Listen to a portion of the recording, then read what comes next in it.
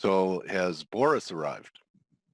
So, Coach, speaker's time. Yeah, Boris is I here. Let me make him a co-host. And, Hey, Boris. Hey, do you guys hear me? Yes, and you should Boris? be able to use your camera as well. Okay, let me, well, that's problematic. Let's see if we can start my camera. Okay, so for day 2, which is our doubleheader, leadoff hitter Boris Schlossberg. Boris his company is BK Asset Management. No. Sorry, bkforex.com. That's the bkforex.com. Okay. And you've seen Boris on CNBC. He's a contributing editor there. He works with Kathy Lean, and Boris is a stalwart in the Forex community, and we understand each other because we share the same birthday, so we understand the schizophrenia that we both experience. And Boris, what a great topic today, tools that empower retail to trade like a hedge fund. So looking forward to your presentation, man. So, I promised everybody that no PowerPoint will be made during the course of this presentation. I'm going to try and stay true to my promise. It's going to be just all charts and tools to show you some of the stuff that we've done. Let me. You have to share your screen. Yeah, I know. Let me share my screen. Do you want to continue this? Yes. Hey, Boris, this is Blake. I just wanted to say hello and thanks for being part of this. I haven't had an opportunity to say hello to every trader out there, and I'm trying to watch all the presentations, but I want to say thanks for being part of all this. Hey, man, how are you? By the way, here's the solution to your COVID hair. You see? This is what I'm doing.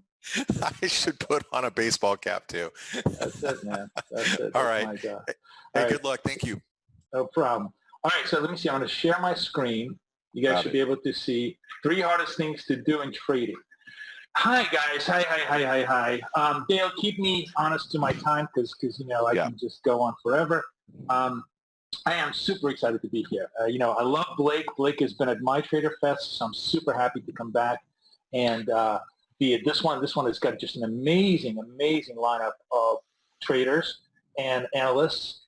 And I'm going to do something today that hopefully nobody else is going to be doing with you guys, which is I'm not going to talk about the markets. I'm not going to talk about my macro views. I'm not going to talk about there's a lot smarter people with much better analytics that can do that for you. I'm going to talk to you about my failures, my disappointments, all of the things that I screw up every single day, because hopefully through my mistakes, I may be able to help you correct yours. And today, first and foremost, I wrote this column. By the way, if you guys want to get my free weekly column, I write every single week, 50,000 people. Honestly, I really write it for myself. It's basically like a self-confession diary every single week of all the sins that I do. But people seem to really, really like it because it's not, I don't write about the markets. I don't write about my great trades. I don't write about setups. I really write about just sort of the daily screw-ups that happen in my life and the challenges that we have every single day. Because we all know, what the gurus will tell you and what the reality of life and trading is completely opposite. And I try to be as real as possible because, unlike some people who drive Teslas and have fancy YouTube channels, I actually trade every single day. We eat our own dog food. So, the things that I experience, a lot of people experience all the time, and they're not nearly as pretty and as idealistic as people make you say. It's all in our head, isn't it, Boris? It is. It's both in our head and in our body. Okay. So the thing that's in our head, I think, is, and I'm sure many traders will confirm this. I wrote this column last week, and I think it's probably the smartest thing I've written in a long, long time. And I've written probably about 10,000 columns over my lifetime. 3 hardest things to do in trading. The number one thing, and this is what I struggle with all the time, so I'm sure probably you guys do too. Stupid, random, dumb ass trades. In other words, you have a setup. It's working. It back tests well. It front tests well. It real tests well. It makes you money. But it's not setting up, and the market is there, and it's flashing, and it's trying to, you know, entice you. And remember, the market is an auction system. The market, have you guys, if any of you have ever been at an auction, charity auction or anything else, and have bought like, you know, like a can opener for $5,000 because you were stupid enough to outbid some other guy, and, you know, maybe it was for charity, so it was a good cause, but you know what I mean. You never, ever, ever get a bargain at an auction. And the reason why is because the auction is a competitive, is by its very definition designed to extract, to make the absolute false decision at the worst time, right? It's you competing against the crowd. And we know that humanly we are wired to essentially respond to people around us, right? We like to think we are lone wolf, contrarians, stand away, have our own way of thinking, but we're actually completely and totally manipulated by the society around us. And so the equity market, the FX market, any financial market is nothing more than the stupid charity auction at your school that you overpaid, you know, $500 for your kid's painting, which I've done many times. It's the same process. But so what happens is we get enticed.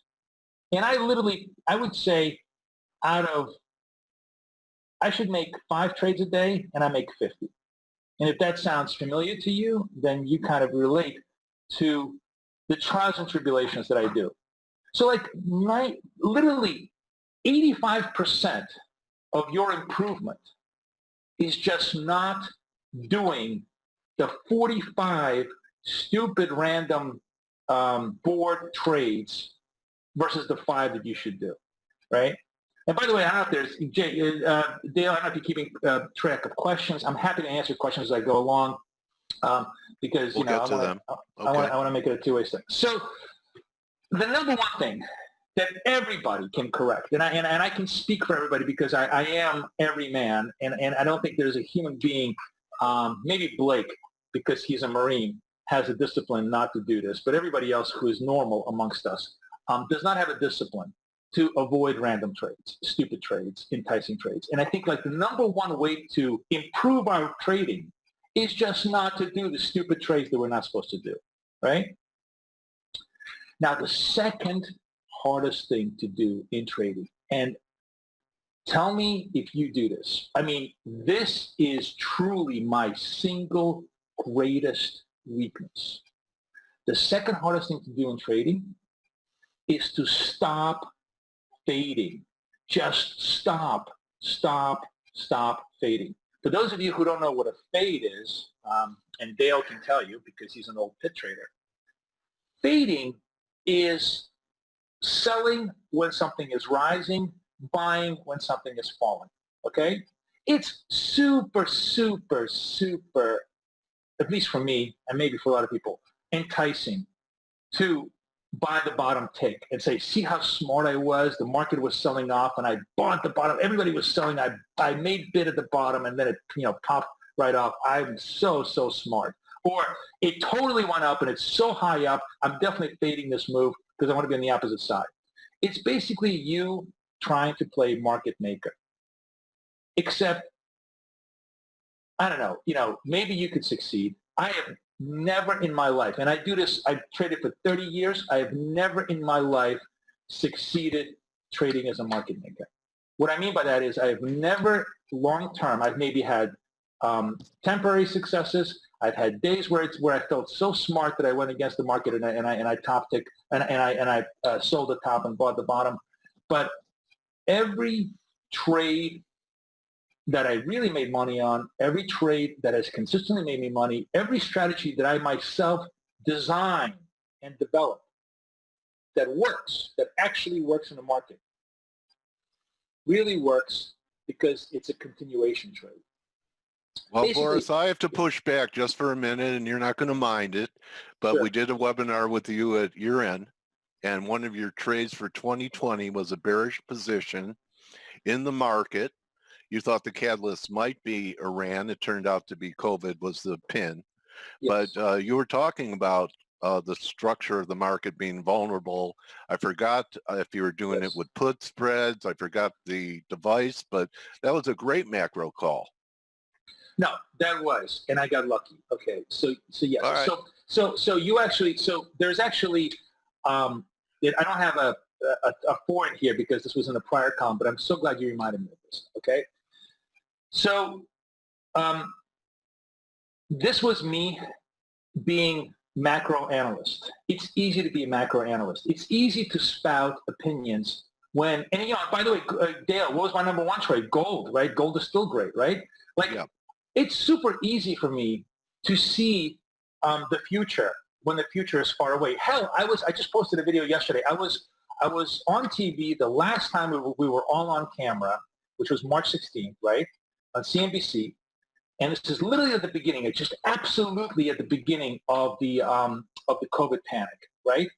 And you know, we're talking about COVID, and you know, and I did all these, you know, all these crazy policy suggestions, which actually then all became, nobody believed in me that, you know, I said we got to give money to people, we got to do PPE, all that PPP, all that stuff, and everybody thought I was crazy. And it all came true two weeks later. But that's not what I wanted to show you. What I said at the end was, and here's my one trading call for, you know, for the COVID trade, long Microsoft, short Apple, right? And it was obvious to me. It was so easy because, hey, I wasn't trading the position. It was so obvious to call that, right? It was so, and it was a great call. I mean, look how brilliant that looked, you know? So my point is, it's easy to be an investor. It's easy to be a macro caller, right? It's completely different when you are day trading a position. And even if you're correct long-term, you're going to be wrong short-term when you are working against the crowd. It's very, very hard to hold a losing money position that constantly adds negative P&L to you more and more and more, especially if you're trading size in any meaningful way. So maybe you can make money as a contrarian, but not as a trader. You know, not as a trader. There's basically, you know, there are really only two types of trading you can do. There's continuation and there's reversal. Literally everything from high frequency trading to the longest trend trading idea you can imagine. Everything from Warren Buffett to Citadel on one end of the scale to Warren Buffett on the other end of the scale falls into exactly two types of strategies. There's really nothing new under the sun. You either think price is going to continue or you think price is going to reverse. And depending on your time frame and your skill set and everything else, you're gonna make your bed in one of those strategies. And I guess my point, at least from my personal experience, is you will never succeed, or at least I've never been able to succeed, and nobody else in my room, and you know, Kathy trades exactly this, sort of comes to the same conclusion. Nobody will succeed trading reversals. If you really want to trade, you got to trade continuations, okay? Which is really hard to say because everybody pays lip service to trend, but everybody actually tries to trade reversals, you know? And then, of course, your favorite little third component of how to become a better trader, and I am so guilty of this, like 100% guilty of this. You know, I think the only thing that keeps me alive is I start small, is you make a dumbass trade, right? It stops you out because obviously you're trading against the market flow. The market obviously going down. You're trying to buy. You buy lower, buy lower, buy lower. Eventually, you build up a big position. You get stopped out.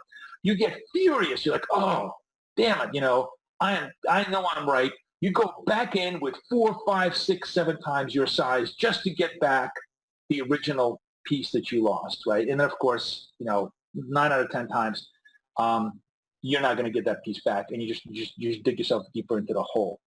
And the hardest thing to do is to make the money back in the exact same increment that you lost it. In other words, if you're trading one contract on your losing trade, you got to trade one contract on your winning trade, and if it takes you 3 winning trades to get that money back, that's what you have to do, right?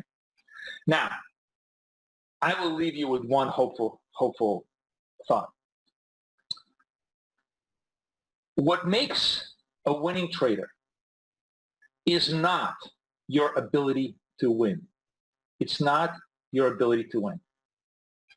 What makes a winning trader, in my opinion, or at least me over the long run, I realized when I finally turned the corner, is your ability to come back from losing. It's easy to win. We all have great days. We all have great weeks. It's easy to win. When you're in sync with the market, you can't lose. It's easy to win. Everybody can win. Look at all the hedge fund superstars from the early aughts. Okay, they look so smart. All the value investors, even all the great, even Paul Tudor Jones looked so intelligent because he was the golden boy in the 90s. When he actually, by the way, used to do a lot of reversal trading in the S&Ps. And then, for the last, if you look at for the last 10 years of all the great hedge fund managers, from Paulson to Tudor Jones to everything else, they haven't beaten money market fund rates. Some of them have had like consecutive years of negative rates. The only guy who makes money all the time is George Soros. Love him or hate him, he is truly a great trader. That's a guy you want to be like, because that guy knows how to come back from losses.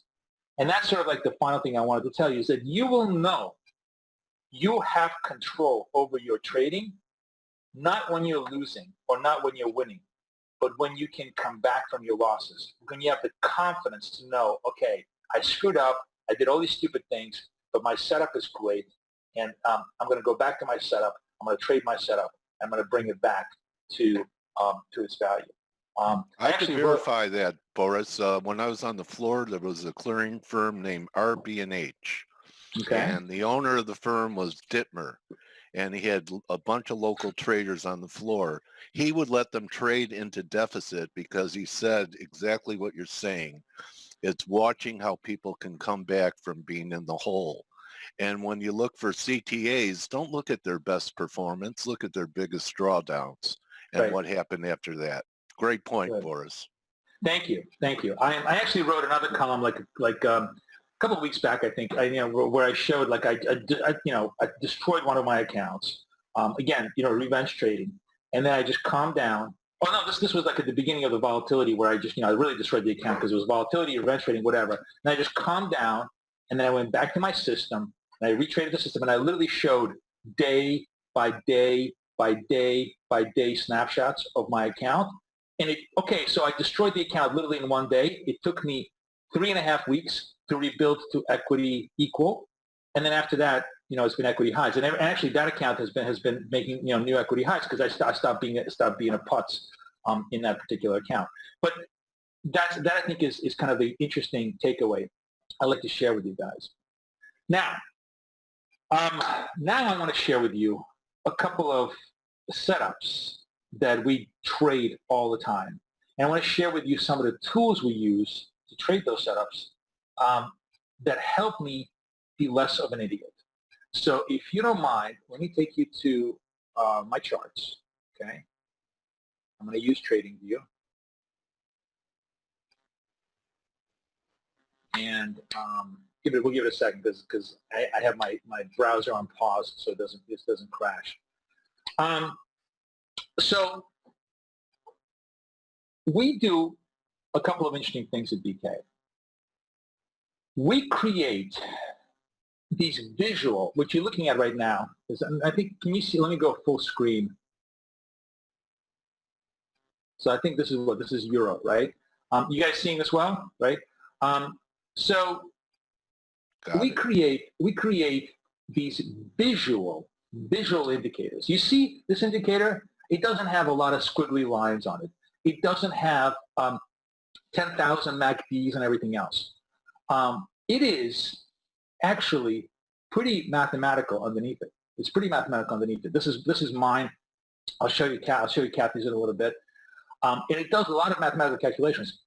But what we try and do is hide all the complexity, because the human mind, you ever seen a chart with 55 indicators on it?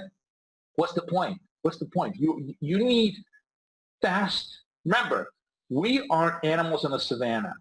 We still react in microsecond signals to danger and opportunity. That's what we are. We're basically no different from a biological point of view than our ancestors from 200,000 years ago. So you have to think of yourself as a hunter for trades. Hunters looked at prey and looked at danger in milliseconds. So if you have 25,000 indicators, you're going to be prey, my friend, in the marketplace. So what we've done is we kind of subsumed all of this complexity into visual indicators. This is one of those indicators. This is actually something I've been working on, and I am like a, Kathy is very funny. Kathy, my partner, some of you guys may know her. She kind of like, she develops one thing, and then she will trade it literally for a decade without deviating by 1 inch.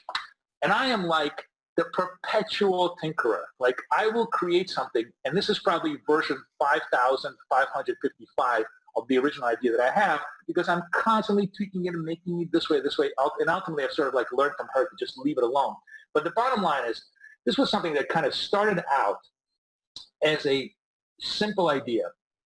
It said, okay, so I want to buy continuation in trend, right?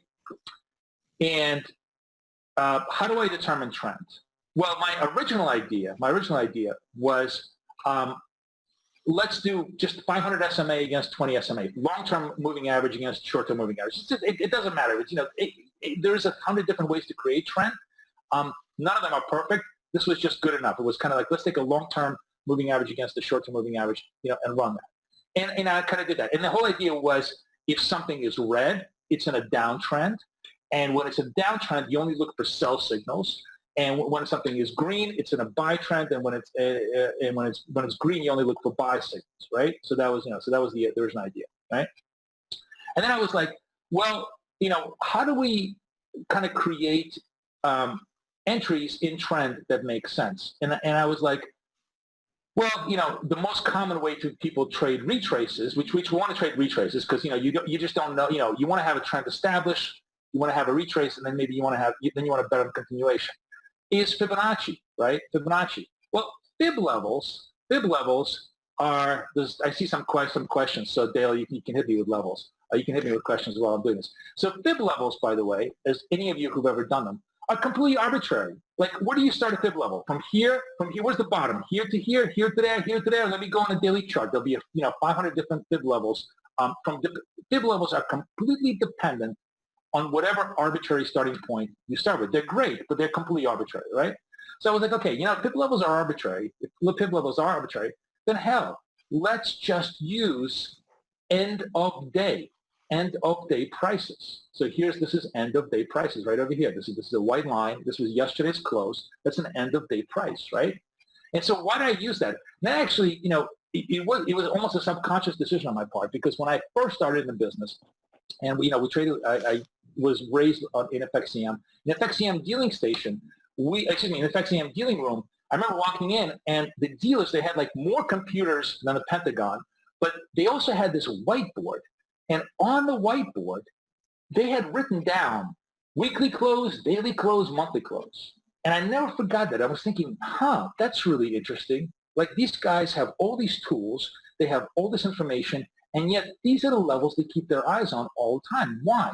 Well, I then realized much later on, that of course this is what the major money central banks look at, what Microsoft Treasury is going to look at, what everybody's going to look at. Normally, human beings essentially organize themselves around the calendar. So if you organize yourself around the calendar, it's the end. For example, right now, today's the end of the month. We see a lot of flows in the euro based upon end of the month flows, right? Stuff like that. So I said, you know what? If we're going to make arbitrary starting points, we might as well make it weekly, daily, monthly, and then we can use those reference points for our fib levels, right? And then finally, the third most important component was, okay, I got negative trend, I got a retrace, then I need a confirmation that the trend has resumed. In other words, downward price action has resumed in a downward trend. So here's confirmation. Here's my sell signal, right? Now, this is obviously, I'm showing you Eurodollar, which is the world's slowest, weakest little currency, weakest little instrument that has zero continuity. But I'll show this to you on equity indices. I'll show you this to you on futures, and you'll see how many points it picks up. This is a 60-minute chart, which might as well be a 1-second chart on the euro. That's why you're not going to get very, very strong continuity, but you still get it. Here's a sell signal, here's a sell signal, here's a sell signal, here's a buy signal, here's a buy signal, here's a buy signal. Not every one of them works. You obviously have to know at what time of the day the buy signal is coming in. You know, those are things that obviously require a modicum of a nuance, because, you know, nothing ever works on a purely automated basis. But this alone gives you a very, very nice, clean, intelligent entry into a possible trade, right? And like right now, for example, so we got 34 minutes to close to this candle. This is a massive, ugly-ass looking sell candle, right? I don't know what Lagarde is talking about. I don't know what she's saying. Clearly, she's saying something, you know, about how she's going to print enough euros to kill the world. And maybe the euros finally started to react to the downside. So if this closes, and you see the signal candle, we make it white so it's visible in the charts. If this closes negative, right, that's going to be a pretty decent trade for us, okay? And how does this trade work? So here's the other component. This is the final component of my kind of day-to-day scalping that I do. Well, I realized that basically, since we're using pure price action, and one last thing I need to tell you, by the way, is that one of the things that I realized is since I'm using pure price action, I'm just using the information of the market in the moment the market is giving it to me to interpret and create signals, right? One of the things that I did is I actually went away from using the moving average. If I go to my settings here, and I actually... What's the time frame of your chart, Boris? This is asking. Oh, this is a 60-minute chart. This is just a 60-minute chart, right? But it's all applicable on any chart. Right. For FX, we trade this on an intraday. For FX, intraday scalping, which is really like this is what you need. You need a 60-minute chart just to scalp FX because it's such a boring little market right now. So for FX, I use a 60-minute chart, and I actually removed the moving average filter. And now this, I can make it. Here's the moving average filter. If I click it on this and say OK, you'll see that it's laggy. It's laggy, right? It's giving you actually a lot of false signals because the moving averages are lagging on the actual trend. But if I remove this and let the filter be just above, below today's price, this is literally how simplified. I start out my strategies with incredible complexity, and I reduce them to literally the most simple components possible. And I cannot tell you how much more profitable that is. So this whole strategy has an input. Are we above today's open? Then it's a green. Are we below today's open? Then it's a red. Do we have a retrace in the red? Then it's a sell. Do we have a retrace in the green? Then it's a buy. It's literally that simple. It's literally that simple. And then we add the final trading component to this thing. We basically say to ourselves, okay, if this is a legitimate buy signal, if this is a legitimate buy signal in this particular structure, then the low of this candle should not be broken. Should not be broken, right? This should be, actually, the end of this candle is my signal. I'm going to use the low of this candle as my stop. And what am I going to use as my target? Well, I like to trade high probability trades. High probability trades, by the very definition, have to have negative risk-reward ratios. So I always trade with negative risk-reward ratios for my short-term setup scalps. In this particular case, I literally am willing to risk I'm willing to profit at 50% of my risk. So whatever is my risk, right, I will profit at 50%, right? Now, as you can imagine, this is a dynamic setup, right? Every single candle is different. One of the beautiful things is it's context sensitive. It's truly in sync with what is happening in the marketplace. If the signal, like look over here. Here's a signal, right? It's a buy signal. It reaches a little bit, but doesn't break the lows, and then boom, boom, boom, it does extend and gives you the highs, right? So if I want those high probability, high frequency profits, I have to only go at 50%. But I have to calculate all of this. I have to calculate all of this manually. You can imagine, how tedious and difficult that would be to do this on a manual calculation. So let me see if I can get this out of here, right? So. Time to sharpen your pencils for questions for Boris too during his presentation for the last 10 minutes. So let me show you the very, very cool thing that we've created to completely take all the details out of my equation, right? We have both 4 and 5 versions of this. I'm going to show you the, get over here. I guess the Zoom making it a little bit hard for me to move it. So what are you guys seeing here? You're seeing essentially a copy of the MetaTrader 4 buy sell panel, right? It's like, and actually I could roll this up and it wouldn't matter because this thing would replicate it, right? Right. I can I can change my size. Let's say I can make let's just make it let's make it a big lot. I want to make it a big lot, right? Here's what's so cool about it. This is a tool that automatically will put a stop. If I'm going to be buying, put a stop at the low of the candle, 10 pips below, and put a take profit at 50% of my risk, right? So, and I can change all this. I can change this to 60%, 70%. It's all dynamic. This is the beautiful part of it. But the point is, all of it is completely and totally calculated for me before I begin the trade, right? So euro is kind of coming back. It's not a great short, but I'm just going to show you what would happen if I did a short over here. I'm going to sell this, and what you will see is that what's the high over here? You see the high over here, this candle, the candle prior? It puts a stop 10 pips above that high. It puts a target at 50% of my risk dynamically. And it will do this on a different candle with different stops and different targets. If you want to do this on dollar Swiss, right? Let's go to dollar Swiss. And oops, come over here. And let's say I want to go long dollar Swiss, right? Because, let's say if the euro is falling, then, whatever, I can't move this around, but trust me, it's same kind of thing. But let's say I'm going to do small size. I'm going to do 1/10 of the pip. So I just bought dollar Swiss, and now it put a stop right over here. And then, of course, I can move the stops, afterwards if I want to. But think about how great this is.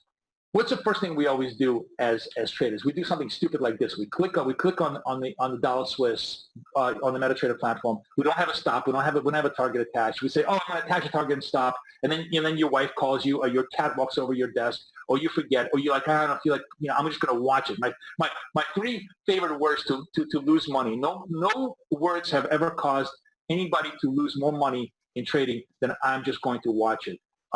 Statement, right? Well, the beautiful thing is, the tool eliminates 90% of your idiocy. Eliminates the idiocy is what I specialize in. So this tool, obviously, this is a great tool for FX, but I also have this on futures, right? I have the same tool working on futures. Like, look at this. Like, I can sell S&P right now on futures, right? And it automatically puts a stop and a target against the highs. And what's so cool about this, by the way, is that it knows that this is a future, not a FX. It knows that in futures I have to use ticks, not pips. And if it's a CFD, it knows that it needs to use points, not pips. Like, it's smart enough to know what instrument it's trading, how to properly put the stop in there, how to properly calculate all that stuff. Just makes your life so much easier. So this is just one out of a couple. How much time do I have, Dale, left for the presentation? Because I have another tool that I want to share with people. About 12 minutes. Okay, super. So I'm going to show you one other cool thing that we do in the room. But is there any questions right now for my scalping? So literally, just to kind of complete it, all day long, if I did nothing but use this tool with where's my chart? With this chart, right? With euro dollar, or typically I trade futures. Whenever I get a signal like this and I use this tool, if I did nothing like that, I would be a winner my whole life. That's basically what I wanted to kind of show you. Okay, show me, hit me with questions, Dale. Was there someone asked that for them, finding the point of a retrace is the hardest part. Correct. So correct. Go ahead. So we use. That's why we calculate. That's why I have tools to calculate everything for me. I don't allow my personal judgment, and I allow my personal judgment all the time to override my tools, and I'm an idiot. Okay, I'd be the first one to admit it. My tools are a million times better because they've been thought out. They've been properly calibrated. They've been fully tested, right? So that's why we create tools, because we as human beings, because I'm that guy on the African savannah And if I'm barehanded, which is what we are, we're trading just with our own wits. We're barehanded against the beasts. And it's stupid. What we should have spears and, tools and everything else to be able to defeat our enemies. And these are my tools. This is what gives me the chance to survive on the savannah, because it doesn't allow me to make stupid errors. It takes care of all the details that I typically will always forget, right? So so that's how we do it. I use my trade view to find these signals. I also, by the way, I haven't showed this to you because I knew I wouldn't have time. We have all of this algorithmically. I have the EA, I have the robot, both an MT5 and MT4, that will take that signal and trade it, right? And the robot is even so smart that I can tell it to turn on and turn off. So typically I only like to trade the New York Open and New York Close. So the rest of the time when I get signals, I want to ignore those signals. The robot will come on, turn off, do all sorts of stuff. It's amazing what you can do with automation, once you're able to kind of create a crystallized, intelligent approach. That's a good segue into Mark Randall's question. Why don't you fully automate the system in MT4 instead of semi-auto? We have, but okay. But as always, I love robots, but robots are morons. Robots will just keep on buying, keep on selling without any awareness of the context, right? So my system now turns on, turns off, turns on, turns off. And honestly, if I trusted it completely, I probably would do a better job. But I'm still a human being. I still want to participate, right? And this. Yeah, it's hard to detach 100%. Right. Correct. And what this does is it eliminates most of the stupidity when we say I want to do it. What's the word? Proprietary? Discretionary. Oh, yeah. It's discretionary. Discretionary. Right. Yeah. I want to take the other great word to lose money. There's no greater word to lose money than I'm a discretionary trader. Oh, so that means you lose money all the time. Okay. No, there's one better, Boris. I have a mental stop in. Oh yeah, mental stop. Right? I was going to say I'm just going to watch it. By the way, you see that? So I sold the euro. You guys saw it. I sold the euro. And that was like $50 in the money, and I just closed it out. Just and it's a demo account. I don't care. It's a demo account, but like it's just my mental ticks. If I was correct on that trade, I'll let it go. But this tool obviously will close it for me. I don't have to worry. If I walked away, I want to go walk my dog and it hit my target, it would do this. How do you set up the size of your trades? How is it linked to the conviction you have of the signal? Well, here's what I was going to say. I trade same size. If I go away from same size, that's where I lose money. Okay, again, you want to win in the marketplace, you want to be disciplined, which is really, really hard, right? And a huge part of discipline, in my opinion, is straight. If the trade is good, it should be good for the same. It's a cookie cutter trade. The problem is we create great ideas, but they are boring because they work. That's the biggest problem in trading. The things that work are boring, and that's why we stop using them, So I try to stay as boring as possible, with what we do. I think that's really the key that I wanted to sort of show you. The tools, these are pretty good questions for a segue for people to know how to get a hold of you, follow you, contact you. Is there demo versions of these tools available, and how do we get access to your tools? Yeah, so no, sorry, there's no demo versions of these, but you can get those tools. They're completely free if you join us. And you can join us at bkforex.com. Just simply go to bkforex.com, say get trading signals. You can join us for as little as 1 month, and you'll get these tools for the rest of your life. So, nice. if you want to do this, these tools I will share with you.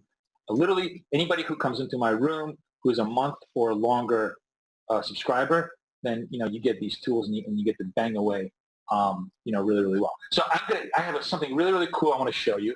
My last thing. Let me just do this because you guys have never seen this, and I guarantee you've never ever seen this in a. Screw this. Let me kill this trade. You've never seen this in a retail environment. Okay, so this is IG for those of you who guys are in Europe who are and by the way, this works completely with futures, and I just don't have the time to show you on the MT5. But this is IG on MT4, right? This is CFDs and FX, right? So I want to show this to you on CFDs because this is really what it's designed for. Imagine you want to go long NASDAQ, short S&P, or even better, I want to go, I don't know, long NASDAQ, short the German DAX, Russell. right? Oh, okay. The German DAX. I'm just gonna Okay. throw out some crazy numbers, right? Yeah. It is impossible to create a pairs trade and then be able to have the whole trade be managed as a single trade, except with this tool. This is the tool that I have that will make it possible. So here's how it works.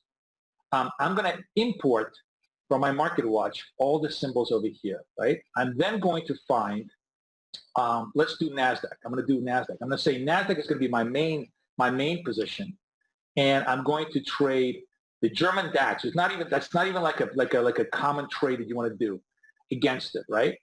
Now, here's the thing that's very, very important. When you're trading two separate instruments, if you need, in order to make the trade viable, you have to equalize the amount of each instrument so that the notional value is equal. In other words, you're trading 10,000 of NASDAQ against 10,000 of German DAX. It's very hard to calculate that, right? Except when I got the tool. All I got to do is hit an auto ratio. Once I have this auto ratio, it tells me I'm gonna sell 0.82s of German DAX against one of NAS to make this trade. I'm going to put a stop of $100, take profit of 50, and let's say I'm going to put a protective stop of 20 on this whole thing. That right? would work for, say, for example, Boris, gold-silver ratio? Anything, you name it. I can Beautiful do tool. with, Wow. with any instrument, right? I'm going to place this order. Oh, and the problem is, I know what happened here. Sorry. This is a huge every broker, by the way. This is the annoying part. 0.10, I think so. Let me, because it was too big a size for this demo account. Let me see if I can do the auto ratio. Yeah, okay. I think I can do it this way. Now, okay. No? Why is this not working? Huh. NASDAQ failed. Okay. You know what? Okay, let's do this with this, and this has to do with I just simply don't have enough money because these are very, very large sizes.